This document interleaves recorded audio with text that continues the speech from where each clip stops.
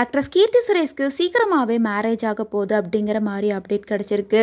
Actor Keerthy Suresh அவங்களோட ரொம்ப நாள் லவ்வரான ஆண்டனியை தான் மேரேஜ் பண்ணிக்க போகிறாங்களாமா. கீர்த்தி சுரேஷும் ஆண்டனியும் கிட்டத்தட்ட 15 வருஷத்துக்கும் மேலே லவ் பண்ணிட்டு இருக்காங்க. இந்த நாளில் பேரண்ட்ஸோட சம்மதத்தோட வர டிசம்பர் 11 2 பேருக்கும் கோவாவில் வெட்டிங் நடக்க இருக்கு. அது மட்டும் இல்லாமல் ரிசப்ஷனை சென்னையில் தான் பிளான் பண்ணியிருக்காங்களாமா.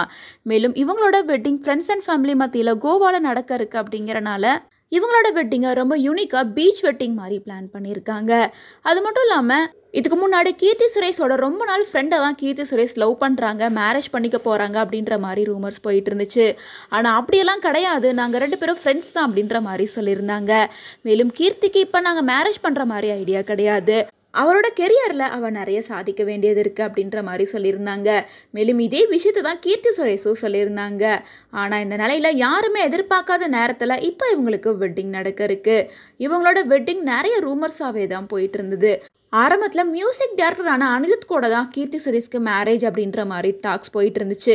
அதுக்கப்புறமா கேரளாவை சேர்ந்த ஒரு அரசியல் கட்சி தலைவரோட பையனை தான் மேரேஜ் பண்ணிக்க போகிறாங்க அப்படின்ற மாதிரியும் பேசப்பட்டுச்சு. ஆனால் இது எதுவுமே உண்மை கிடையாது அப்படின்னு கீர்த்தி சுரேஷ் மறுத்திருந்தாங்க. இந்த நிலையில் அவங்களுக்கும் அவங்களோட ரொம்ப நாள் லவ்வரான ஆண்டனிக்கும் வெட்டிங் நடக்க போகுது. சீக்கிரமாகவே இது பற்றின அஃபிஷியல் அப்டேட்டை கீர்த்தி சுரேஷ் சொல்லுவாங்க அப்படின்னு எல்லாருமே எதிர்பார்த்துட்டு இருக்காங்க.